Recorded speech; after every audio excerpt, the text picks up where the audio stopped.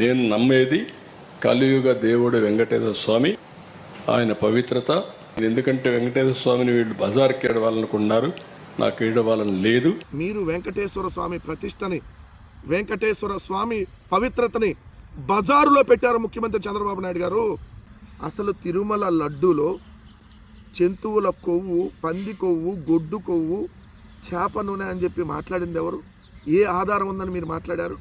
మీరు జూన్ 12వ తారీఖు మీరు ప్రమాణ స్వీకారం చేసినటువంటి రోజు, అదే రోజు ఏఆర్ డైరీ అనేది మొట్టమొదటిసారి తిరుమలకి నెయ్యిని సప్లై చేసింది.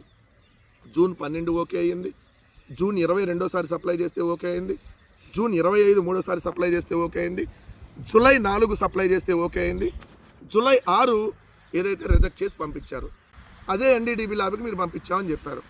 ఆ ల్యాబ్ ఎన్డీడీబీ ల్యాబ్ కూడా ఏదైతే దీంట్లో జంతువులు కొవ్వు ఉందని ఎక్కడ ఇవ్వాల, సుప్రీంకోర్టుకే చెప్పారు మేము ఇచ్చినటువంటి నివేదికల్లో తప్పు ఉండొచ్చండి అని చెప్పి వాళ్ళే చెప్పారు, ఎక్కడే జంతువులు కొవ్వు అని చెప్పాల.